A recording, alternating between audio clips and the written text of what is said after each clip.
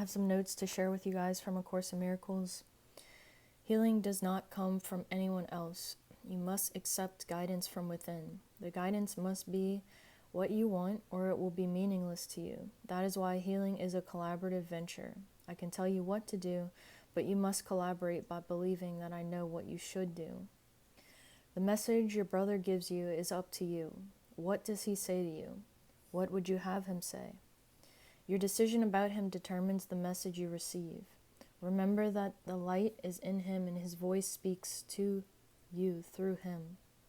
What can so a holy brother tell you except truth? But are you listening to it?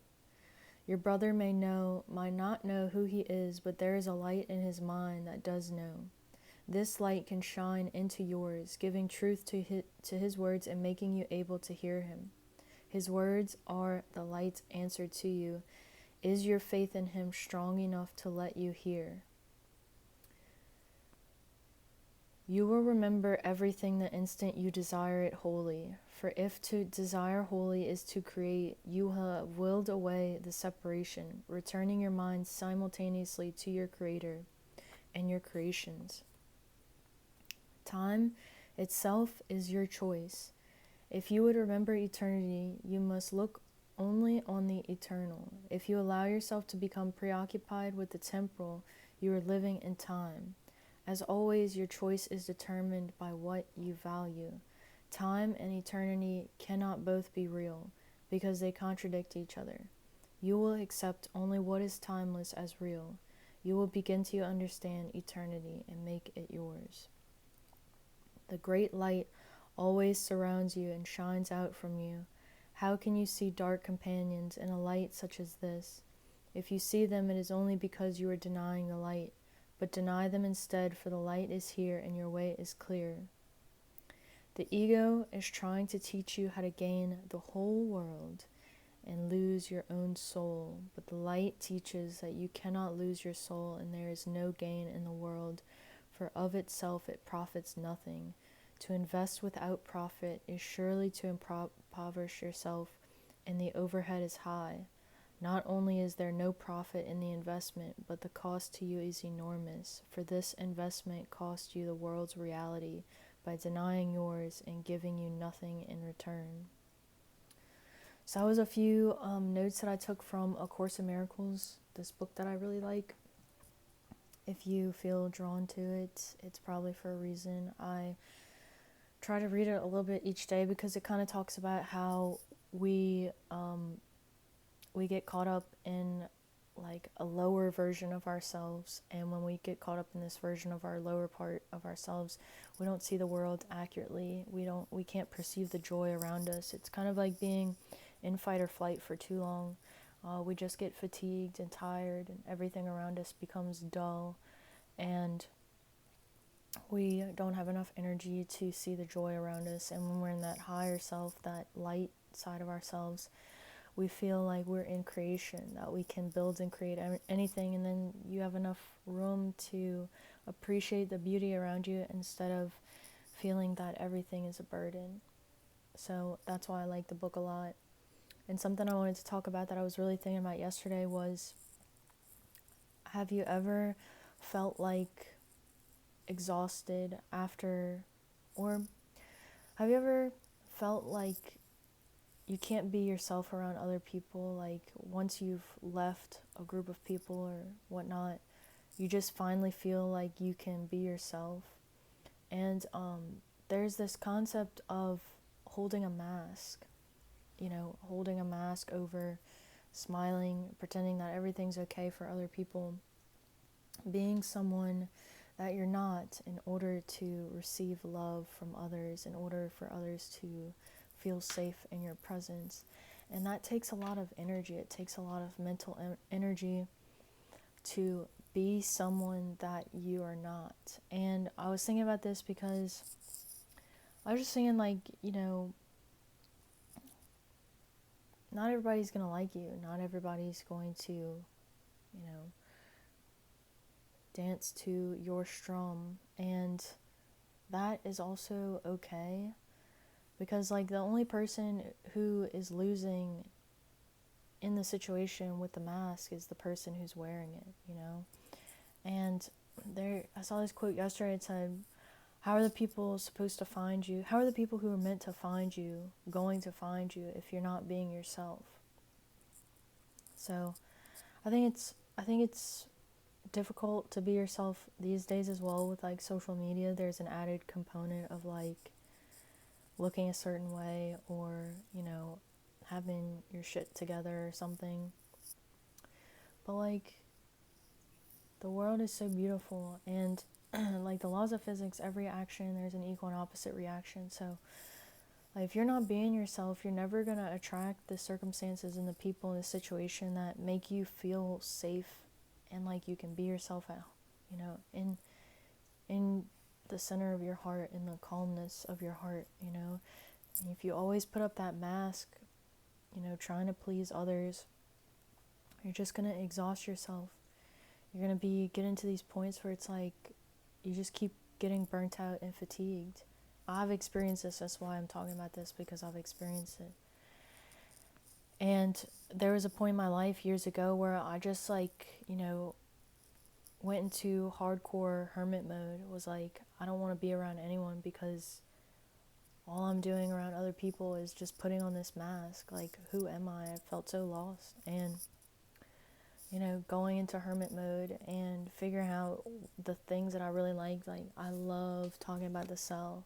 Like, I love there's nothing more in the world that I love than talking about the cell, or like dementia, or the universe, or laws of physics, things like that. Like, you know, so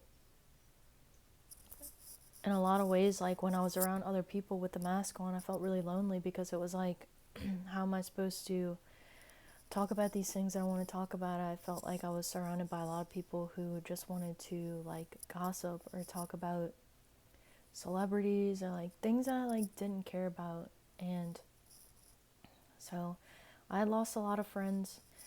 And then also in the last few years, I've like met so many great, like wonderful people. I spent a lot of years like by myself, like not really having a whole lot of people around me. Of course, I'm a twin, if you don't know, so I've always got a built-in best friend.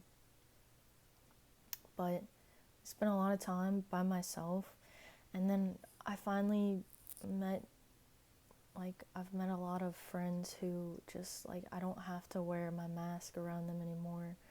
When I leave their presence, I feel excited and I feel like my heart is full, instead of feeling exhausted or like wishing I would have said something different, or like ruminating, you know, just feeling drained, feeling like, thank God I'm by myself again. No, it's like I actually want to engage with these people and talk to them, and like, I think that's so beautiful. And I think we all go through these periods of time where it's like we wake up and it's like, maybe what's surrounding me in life is like, maybe this is not who I am, you know? Like, I always think it's like we have like a mansion inside of our psyche. Like Carl Jung talks about the archetypes and stuff like that, but like there's like a mansion inside of us, and like layers and layers of who am I? What has the world conditioned me to be, and how to act, how to look, how to speak, how to walk. And I don't know, it's kind of like, I think a lot of people are waking up to the mask, and getting into more aligned rhythms, circadian rhythms. If you think about it, like the mask is directly related to, when I would talk about dementia, Alzheimer's, loss of the self, energy resistance, and insulin resistance, because it takes energy to be someone that you aren't. It takes the mask. The mask is like a layer of tension and a barrier between you being open with someone, right? It's like, if I'm scared to be open because I'm scared to be seen and loved by this person, then I'm going to hold somewhat of a tension. I'm going to hold a guard up. And this takes energy, you know, instead of being like fully relaxed and fully at peace. And I'm quite the hermit, so I just think, being able to be alone is also like a superpower. Who are you when you're alone, or are you not capable of being alone? What do you like to do when you're in complete boredom? What do you like to do? And my friend texted me this morning because like there was a meeting this morning that I almost forgot about. And I try to wake up in the morning and like watch some sort of like nature on the ground. So this morning I'm watching the squirrels. I texted her, I said, I'm sorry, I was watching the squirrels. I almost forgot about this meeting. Is there something always going on in nature? The birds, the squirrels, the caterpillars, and I, with the brainwave states, like with our respiratory states, when we slow down, we expand time. Like Einstein said, space-time is bent in the presence of energy and matter.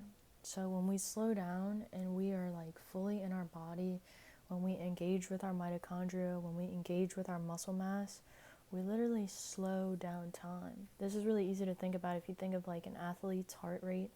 Their resting heart rate is a lot lower. It's lower and slower because the whole system is working more efficiently. There's less resistance. What do we know about muscle?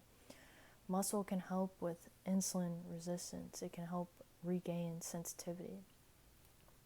And muscle is, you can't have all that muscle without the powerhouse of the cell. Like mitochondria are necessary in building muscle, and creating energy and bending space-time, which is so beautiful.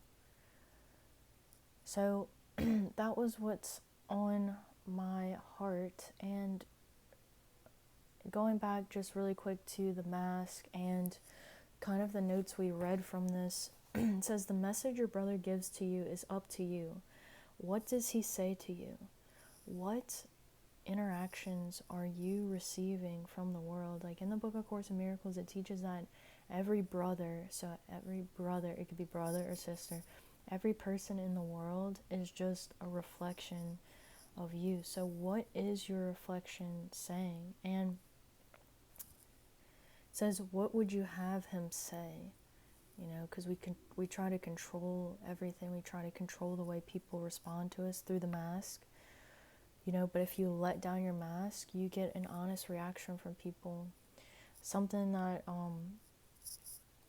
I started to post like on Instagram probably a few years ago, or like really around COVID, I really started to post about health and the cell, things that I'm really, really passionate about and I really, really love. And I had two friends that I was really close with in childhood. One of them I would describe as like a childhood best friend. And then another one I was really close with in high school and college. They unfollowed me. And at the time, it like broke my heart because I'm a sensitive girl. And it, like, I cried and I felt hurt by it. And it also made me realize, like, that the way the world had shaped me when I was younger was very far from who I truly am on the inside. And like I have this burning passion to talk about health and talk about alignment, and there's nothing that's going to stop me from being able to do this. So it's just like when you start to become yourself and take that mask off, you're gonna lose people. People are not gonna like you. You will meet your reflection, and it's okay. Like, it is okay for people to not receive you in the way that you want them to receive you. And it's so much better to be open and to share your heart, to share your love. You are like the sun, and the sun always shines its rays. There's nothing that you have to lose in being yourself. So what would you have him say? Your decision about him determines the message you receive. Is he beautiful, or do you see all of his flaws? Are you picking him apart because you pick yourself apart? Or is he just Another beautiful brother, just like you, just doing your best. Remember that the light is in him and that his voice speaks to you through him. What can so a holy brother tell you except truth, but are you listening to it? Your brother may not know who he is, but there is light in his mind that does know. This light can shine into yours, giving truth to his words and making you able to hear them. His words are the light's answer to you. Is your faith in him strong enough to let you hear? I love that message. So much, so much. Do you have faith? Do you have faith in the connectedness of your own body? Like all of these trillions of cells. I want to go to the topic of dementia right quick, because dementia is, I feel like we're always able to ground it when we talk about dementia. Dementia is characterized by a shrinkage of the memory center called the hippocampus in the brain. And even the hippocampus is just, it's an area of all these cells, like where our body is just made of like trillions and trillions of cells. Do you believe, when you view yourself, do you believe that you are just a body? Or do you believe that you are trillions of living organisms miraculously working together to bring to you this picture of the body, this movement, this walking, this breathing, this capacity for memory? Everything is working together to bring us the picture of who we are. So even people outside of ourselves, like, do you believe in the connectedness of all things? You know? And you might not, but if you don't believe in the connectedness of all things, and it's kind of hard to even believe in yourself, to believe that the body has an immune system that is always protecting it from the environment, no matter what. Viruses, cancer cells, bacteria cells, anything that would come about, paper cut, pulled hamstring. What is the capacity, like, how is your body constantly healing? And like, I always think about this, we're so fragile. Again, going back to paper cutting, it's amazing that our bodies live so long. And when I think about dementia is a disease that they say takes decades. It starts setting in decades before you ever see symptoms. Same thing with diabetes type 2. People live their whole life almost on 30% of energy. And I think that is, one, tragic, but I also think it is so beautiful that the body is so resilient and it carries us for such long periods of time in this energy state that may not be the healthiest for us. So anyway, that was what's on my mind this morning. I do hope that you have a beautiful day. Like in Course in Miracles says, the beauty is all around us. The light is all around us. It's just, can you slow down to see it and to feel it and to listen to what your reflection is saying, while also remembering that you do not see yourself accurately. So anyway, I will leave this here. You can like, share, and subscribe if this was helpful for you, but I will catch you later.